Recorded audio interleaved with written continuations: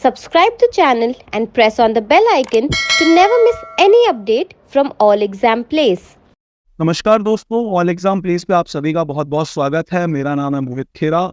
आज है हमारे साथ एमपीपीएससी 2020 सेलेक्टेड रेंजर जिनकी है रैंक 8 अनिरुद्ध दुबे जी। अनिरुद्ध दुबे जी, बहुत बहुत स्वागत है आपका हमारे चैनल पर। बहुत धन्यवाद सर, पहली बात तो आपका और मुझे बुलाने के लिए यहाँ पर, और सभी व्यूअर्स को मेरा नमस्कार।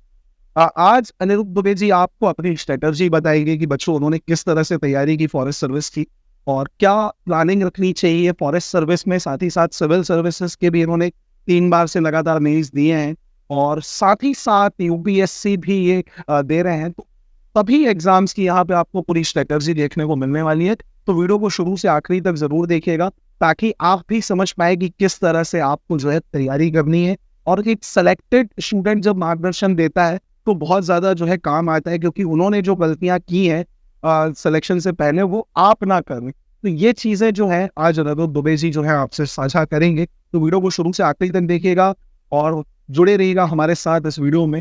अनिरुद्ध दुबे जी, सबसे पहले तो आप अपने बारे में बताइए, आपने शुरुआती शिक्षा कहाँ से ग्रहण की और आप कहाँ से हैं और किस तरह से आपकी रुचि जो थी वो फॉरेस्ट सर्विस की और में। बेसिकली मैं जो होशंगाबाद जिले का रहने वाला हूँ, लेकिन मेरी शुरुआती पढ़ाई छिंदवाड़ा जिले से हुई है। मेरे पिताजी से एक लोक सेवक थे जो कि छिंदवाड़ा जिला अस्पताल में पदस्थ, तो वहाँ मेरी शुरुआती शिक्षा हुई। उसके बाद 11th-12th मेरी गृह जिले में हुई, होशंगाबाद में थी। उसके बाद मेरी जेईई की तैयारी की। मैं थोड़ी अच्छी रैंक आने के कारण मैंने MITF ग्वालियर से बीटेक किया मैकेनिकल ब्रांच में। उसके बाद तो मैकेनिकल में रहते ही 2nd ईयर में मेरी रुचि सिविल सर्विसेज में पर्टिकुलर आ गई। तो सिविल सर्विसेज की तैयारी करते समय मुझे अलग अलग फील्ड के बारे में जानकारी मिली कि किस फील्ड में आप जा सकते हैं। रेलवे सर्विसेज हो सकती है, इंजीनियरिंग सर्विसेज हो सकती है। तो उसमें एक फील्ड थी फॉरेस्ट सर्विसेज, जो कि मुझे विशेष फैसिनेट किया। सिविल सर्विसेज की तैयारी करने के साथ साथ मुझे फॉरेस्ट को भी अपने एक टू डू लिस्ट में बना लिया कि वो काफ़ी अच्छी सर्विसेज की, नेचर के साथ रहकर, नेचर के बीच में रहकर आप उसकी सर्विस कर सकते हैं। तो मुझे उसके एक अट्रैक्ट किया, तो मैंने उसकी तैयारी की, साथ साथ सिविल सर्विसेज की तैयारी भी मैंने की। जब आपने सिविल सर्विसेज की तैयारी स्टार्ट की, 2nd ईयर से आप बता रहे हैं, बच्चों के मन में एक डाउट होता है कि वो तैयारी कब स्टार्ट करें। फिर कुछ लोग होते हैं वो जब कॉलेज खत्म हो जाता है तब तैयारी स्टार्ट करते हैं। तो तैयारी स्टार्ट करने का सही समय आपके हिसाब से क्या होना चाहिए? मुझे लगता है कि अगर आप तैयारी करना चाहते हैं और तो ग्रेजुएशन के 2nd या 3rd ईयर से आप तैयारी शुरू कर सकते हैं। कि मिनिमम इसमें आप मान के चलिए 1.5 साल का समय लगता है। तो 1.5 साल आप ग्रेजुएशन के बाद देना चाहते हैं तो आप 1.5 साल लगभग उसमें लेट हो सकते हैं। तो अगर आप 2nd ईयर से तैयारी शुरू करते हैं, बेसिक बुक से शुरुआत कर सकते हैं। लक्ष्मीकांत पढ़ लीजिए, NCERTs पढ़ लीजिए, तो आप कॉलेज भी चलता रहेगा, साथ साथ आपकी तैयारी भी चलती रहेगी। न्यूज़ पेपर पढ़ने की एक आदत अच्छी होती है, न्यूज़ ऑन एयर आप सुन के कर सकते हैं, ताकि एक तैयारी आपकी जो है लेवल पे स्टार्ट हो जाए। जब आप पर्टिकुलर तैयारी शुरू करते हैं जो कि 1 साल की होती है, तो उसमें आपको काफ़ी हेल्प हो सकती है अगर आपने पहले से थोड़ी तैयारी कर रखी है, बेसिक्स दिया हुआ। कई बार ऐसा देखा जाता है कि बच्चे परफेक्ट तैयारी नहीं कर पाते, गाइडेंस की कमी देखी जाती है। खैर, आजकल तो सोशल मीडिया और इंटरनेट का ज़माना है, तो चीज़ें आसानी से अवेलेबल हो जाती हैं। बट कई बार ऐसा होता है कि जो रिसोर्सेज हैं वो बच्चों को क्लियर नहीं रहते हैं कि हमें कौन से सोर्स से पढ़ना है, किस तरह से हमें अपना एक जो टाइमलाइन है वो बनाना है। तो उसके बारे में आपका क्या कहना है? तो मेरा ख्याल है कि 2017 के बाद से भारत में एक क्रांति घटित हुई है, जिसको कहते हैं इंटरनेट क्रांति या जियो की क्रांति। उसके पहले आप कहते तो मैं मान सकता था कि आपको तैयारी के लिए केवल दिल्ली जाना है या इंदौर ही आना है। आप आज घर बैठे इंदौर और दिल्ली की बेस्ट फैकल्टी से घर बैठे तैयारी कर सकते हैं, गाइडेंस ले सकते हैं। आप एक कीवर्ड डालिए यूट्यूब पर, टॉपर्स इंटरव्यू, तो ढेर सारे ऑप्शन उसमें मिल जाएंगे। वो आपको स्ट्रेटजी बताएंगे, बाकायदा आपको बताएंगे कौन सी गलती नहीं करना चाहिए, कौन सी गलती उन्होंने की, क्या क्या स्ट्रेटजी अपनाई जाना चाहिए, अच्छी आदतें कौन सी हो सकती है, आंसर राइटिंग प्रैक्टिस कैसे करें, MCQ कैसे सॉल्व करें। तो मुझे लगता है कि इंटरनेट एक काफ़ी एक हथियार के जैसे आप उसको इस्तेमाल कर सकते हैं आपके प्रोफेशन के लिए, जो कि मुझे लगता है। सबसे बड़ी समस्या अक्सर मैंने देखी है, सबसे बड़ा पड़ाव होता है प्रीलिम्स का। जी सर, चाहे वो यूपीएससी हो चाहे एमपीपीएससी हो, अक्सर बच्चों का प्रीलिम्स नहीं निकलता है। और कुछ तो ऐसे स्टूडेंट्स भी हैं जिनका सिलेक्शन हुआ 6 बार तक प्री नहीं निकला, लेकिन 6वें 7वें अटेम्प्ट में उन्होंने सिलेक्शन लिया। तो ये प्री का जो पड़ाव है, ये फर्स्ट अटेम्प्ट में कैसी स्ट्रेटजी हम बनाएं और किस तरह से हम जो है प्रीलिम्स को फर्स्ट अटेम्प्ट में ही क्लियर करने का रखते हैं? बिल्कुल सर, मेरा मानना है कि अगर आप यूपीएससी की तैयारी कर रहे हैं तो उसमें लगभग 80% जो सिलेबस है वो प्री और मेंस का सेम है। अगर आप केवल प्री की तैयारी करेंगे तो शायद आपको थोड़ा मेहनत करना पड़ सकता है, लेकिन अगर आप मेंस की तैयारी करें साथ साथ, मुझे लगता है कि प्री निकलने में बहुत आसानी हो सकती है। कि मेंस की जो है अप्रोच काफ़ी अलग हो जाती है। आप उसमें फैक्चुअल भी पढ़ते हो, उसमें एनालिटिकल भी पढ़ते हो। फैक्चुअल वाला पार्ट आप प्रीलिम्स के लिए निकाल सकते हो, जो कि 80% सिलेबस लगभग एनसीपीएससी का सेम है। आप मेंस का उठा के देखें, फॉरेस्ट का भी प्लस सिविल का सीन का, तो मुझे लगता है आप इंटीग्रेटेड तैयारी करें, फैक्चुअल पार्ट निकालने प्रीलिम्स के लिए और एनालिटिकल पार्ट निकालने मेंस के लिए, तो प्रीलिम्स निकालने में काफ़ी आसानी हो सकती है। अगर आपके पास पूरा 1 साल का समय और 1 साल का समय नहीं है तो 3 महीने का समय है, तो आप स्टैंडर्ड बुक्स उठाइए, किसी भी एक बुक को उठाइए, दूसरी बुक मत देखिए उसके अलावा, एक ही बुक को पढ़िए, 10 बार पढ़िए, उसके एमसीक्यूज सॉल्व करिए और जितने ज़्यादा एमसीक्यूज हो सकते हैं अगर आप सॉल्व कर लिए तो आपको जो सिली मिस्टेक परीक्षा हॉल में होने वाली होती है वो घर में हो जाती है, और परीक्षा हॉल में सिली मिस्टेक ना होने के कारण 1 या 2 नंबर से जो कट ऑफ छूटता है तो बिल्कुल नहीं छूट पाता है। जैसे कि अभी देखा जा रहा है लगातार पीएससी का जो है कट ऑफ हाई होता जा रहा है दिन ब दिन, चाहे फॉरेस्ट की बात करूं चाहे सिविल सर्विस की बात करूं, जब इतना टफ कंपटीशन हो गया है तो एक विद्यार्थी को किस तरह से अपनी स्ट्रेटजी को रखना चाहिए और किस तरह से जो है आगे की तैयारी जारी रखनी चाहिए, क्योंकि कई बच्चे इतना कट ऑफ देख के डिमोटिवेट हो जाते हैं कि यार हमसे भी धुरंधर पढ़े हैं, हमसे भी स्मार्ट लोग पढ़े, तो जो एक नॉर्मल विद्यार्थी है जो उसका कैचिंग पावर थोड़ा सा स्लो है वो किस तरह से तैयारी करे, क्योंकि वो लोग हार मान जाते हैं कि नहीं हमसे भी बड़े महारथी बैठे हैं उनका सिलेक्शन हो जाएगा, उनके लिए आपका क्या कहना है? इसलिए मेरा एक ही कहना है कि आप तैयारी शुरुआत कर रहे हैं उससे पहले आप मन में पेशेंस और सेल्फ बिलीव लेके चलें। पेशेंस इसलिए कि आपको 1 या 2 अटेम्प्ट में ना निकले, 3 अटेम्प्ट में भी निकल सकता है, टाइम टेकिंग प्रोसेस है। अगर 1 अटेम्प्ट में भी निकल रहा है तो उसके लिए भी आपको 3 साल लग सकता है, तो ये मान के चलें कि आपको कम से कम 2-3-4 साल देना है। दूसरा सेल्फ बिलीव है, अगर 400 पोस्ट आ रही है, 4 लाख लोग फॉर्म भर रहे हैं, उसमें से 1 पोस्ट मुझे लेना है और वो मैं लेकर रहूँगा, सेल्फ बिलीव है। और उसके लिए सेल्फ बिलीव वो तो मुझे नहीं लगता कि कुछ आसानी हो सकती है, क्योंकि जो 400 निकाल रहे हैं या फॉरेस्ट में भी 100 लोग सेलेक्ट हो रहे हैं, वो लोग भी तो आम लोग ही हैं, आप या मैं में से ही सेलेक्ट हो रहे हैं, अलग से कोई आता नहीं है। तो अपना कॉन्फिडेंस बना के रखें, परसिस्टेंसी बना के रखें। लक्ष्य प्राप्त नहीं हो जाता जब तक आप मेहनत करते रहें, बार बार मेहनत करते रहें, रिविजन करते रहें। तो मुझे लगता है persistency is the key to success, क्योंकि आप बार बार उसको एक चीज़ को ही करते हैं, मेहनत करते हैं, उसी फील्ड में करते हैं, तो एक दिन आपकी जरूर सिलेक्शन होता है। इसके बाद मैं ये चीज़ पूछना चाहता हूँ, एक स्टूडेंट्स की लाइफ में बहुत सारी प्रॉब्लम्स फेस करनी पड़ती हैं स्टूडेंट को, आपकी लाइफ में कुछ ऐसा पॉइंट आया जहाँ आपको लगा कि नहीं यार अब नहीं हो पाएंगी तैयारी? सर फॉर्चुनेटली देखा जाए तो मेरा पहला अटेम्प्ट में निकल गया था, तो ऐसी ऐसा तो प्रॉब्लम मुझे सॉल्व नहीं करना पड़ा यार। ये है कि 3 साल उसी एक एग्जाम में लगा दिए, तो कई बार डिमोटिवेशन होता है कि आप तैयारी कर रहे हैं, आपको पता है कि आपका शायद निकल भी सकता है या नहीं भी निकल सकता है, या तो 1 साल में आपको बता दे पीएससी मगर तो नहीं निकल पा रहा है तो कुछ और मैं तैयारी कर सकता हूँ। लेकिन अब जब आप एक ही मतलब एग्जाम को 3 साल लटका के रखते हैं तो एक फेज ऐसा आता है कि नहीं यार छोड़ के चल जाए, कहीं और कर लें, मेरे दोस्त एमएनसी में तैयारी कर रहे हैं, अच्छा पैकेज उठा रहे हैं, तो मुझे भी लगता है कई बार मैं भी कर लूँ। लेकिन जो भी अच्छा पेशेंस जैसा मैंने कहा वो अगर आप बनाए रखो, 3 साल बाद ही सही है, 4 साल बाद ही सही, आपको अपना लक्ष्य प्राप्त हो गई। कई बार पीएससी तो जैसे फेमस है ही अपने सब चीज़ों के लिए, ये टाइम से शेड्यूल उसका नहीं आता और इस चक्कर में काफ़ी बच्चे डिमोटिवेट रहते हैं।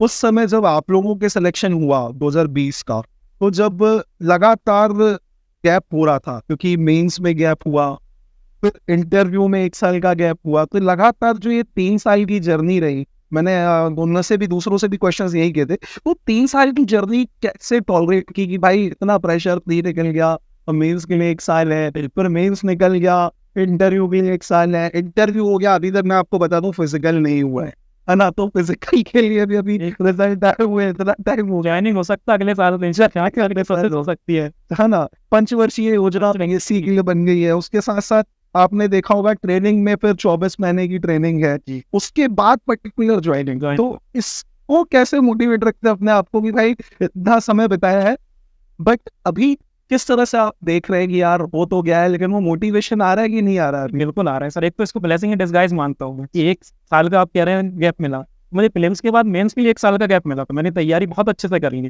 तो 3 महीने में करना था उसे मैंने आराम से 6 महीने में मतलब करा। उसके बाद इंटरव्यू के लिए समय मिल गया, तो इसलिए मैं इंदौर आ गया, यहाँ तैयारी सुन। दूसरा एक मेरा मानना है कि आप छोटे छोटे गोल बनाइए।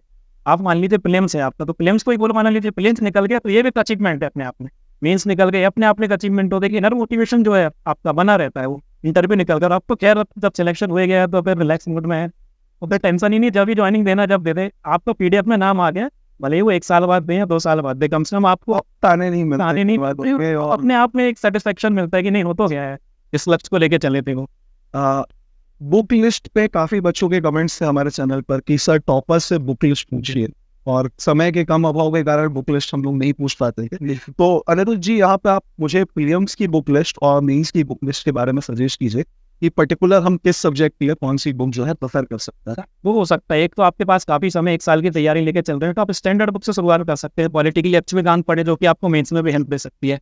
जियोग्राफी के लिए मैंने महेश बंडवाल पढ़ी थी, क्योंकि मैं पहले से तैयारी कर रहा था। लेकिन अगर आपके पास टाइम नहीं है, 3 महीने का ही समय बचा, जो कि अभी प्रीलिम्स नहीं है, तो आप लुसेंट देख सकते हैं। लुसेंट से मुझे नहीं लगता बाहर क्वेश्चन जाता है, और बाहर क्वेश्चन जाता है तो फिर कहीं से नहीं आता है। जैसे 2020 के केस में हुआ था कि अगर पॉलिटी के क्वेश्चन पूछे गए हैं, तो वो ना लुसेंट से आए हैं, ना कहीं और से आए।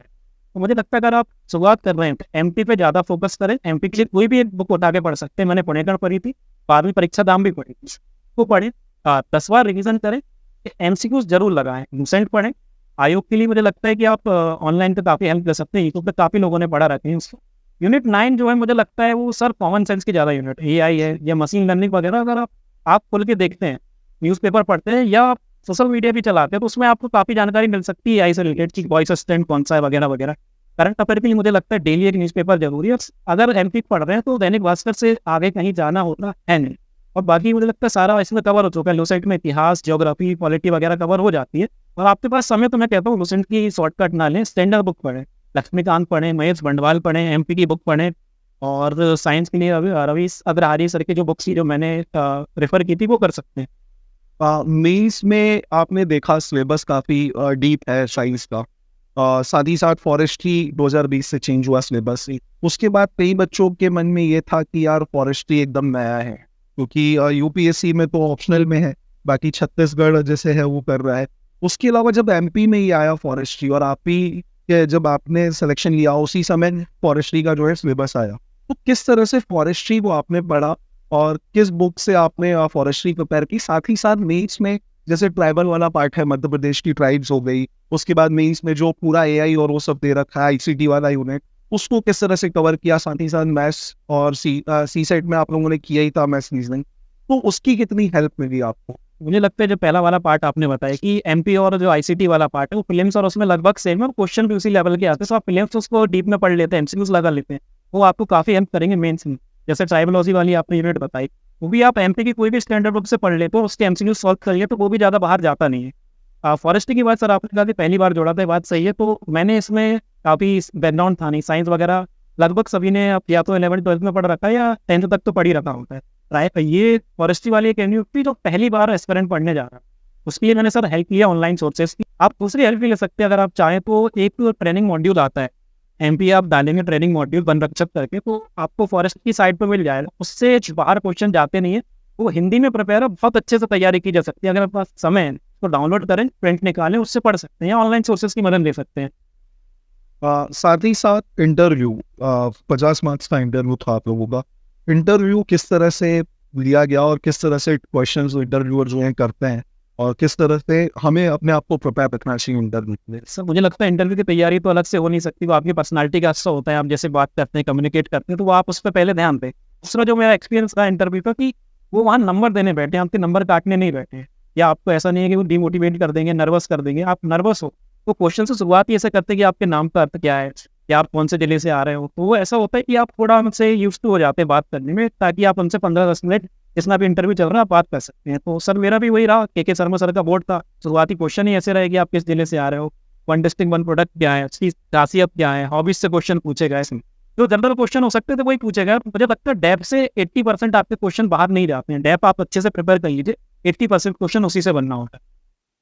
ये तो रही तैयारी की बात।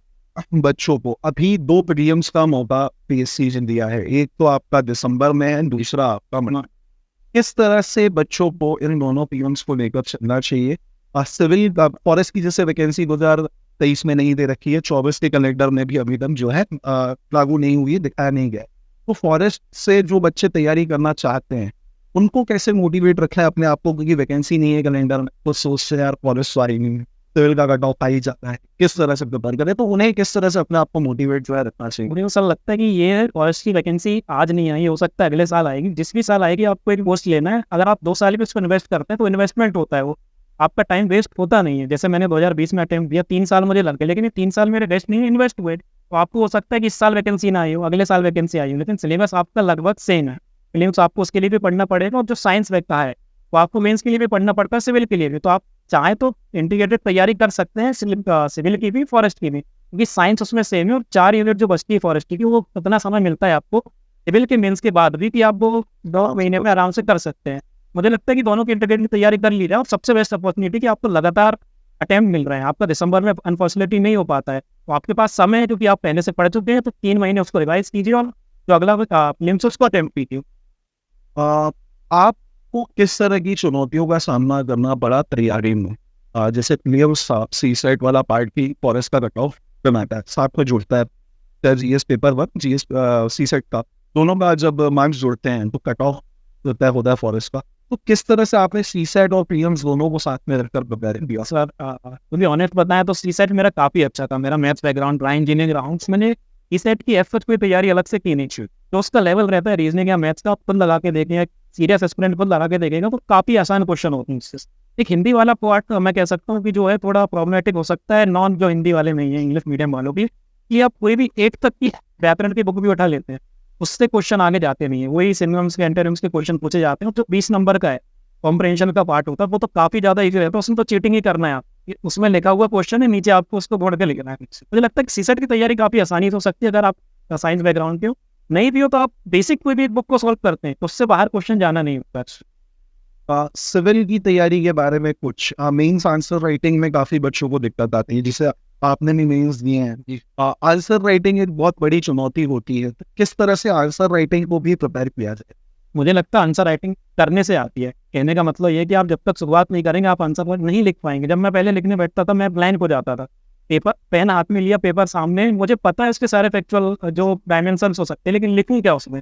सबसे बड़ी बात होती है कम लिखना। और जो सिविल सर्विसेज का नया पैटर्न आया उसमें आपको कम लिखना है, ज़्यादा नहीं लिखना है।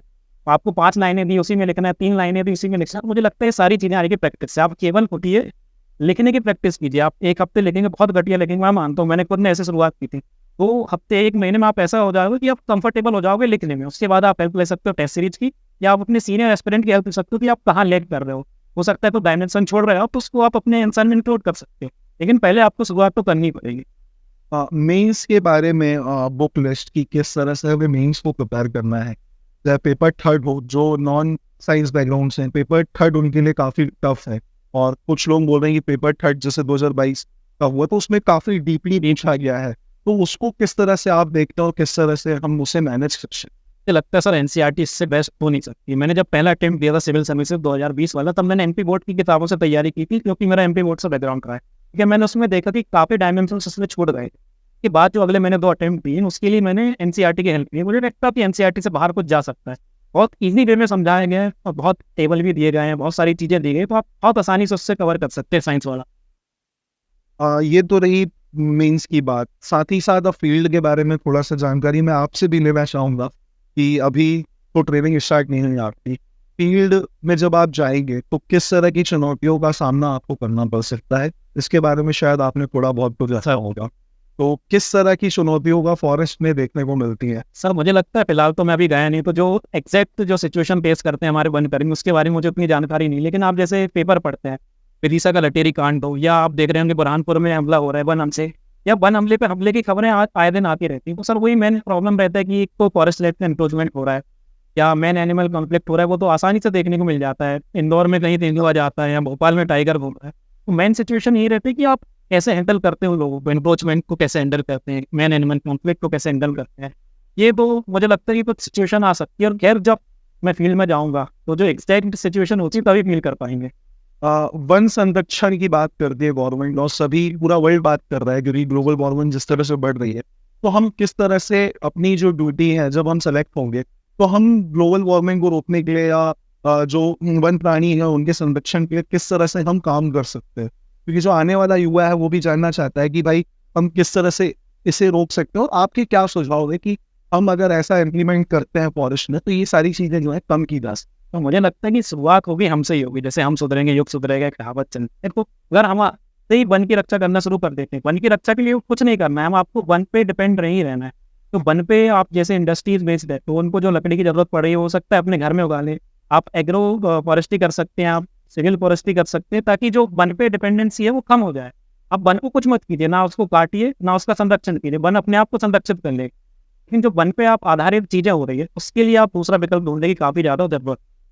जैसे कि वाइल्ड लाइफ प्रोटेक्शन एक्ट जो है से लागू किए गए, साथ ही साथ आपने कभी देखा होगा वन प्राणियों पे आम लोग जो है या गांववासी जो है हमला कर देते हैं, और जिस तरह से जंगल जो है छोटे होते जा रहे हैं, कंक्रीट का जंगल बड़ा होता जा रहा है, उस पे किस तरह से हम सोचते हैं, और जो आने वाली हमारी जनरेशन है 2020 के जो सेलेक्टेड रेंजर्स है, ग्रीन सोल्जर्स आप लोगों ने नाम दिया गया है आप लोगों ने अपने ग्रुप को, तो किस तरह से वो ग्रीन सोल्जर्स जो है आगे काम करेंगे और आम लोगों को फॉरेस्ट से किस तरह से फायदा जो है वहाँ के लोकल्स को हम पहुंचा सकते।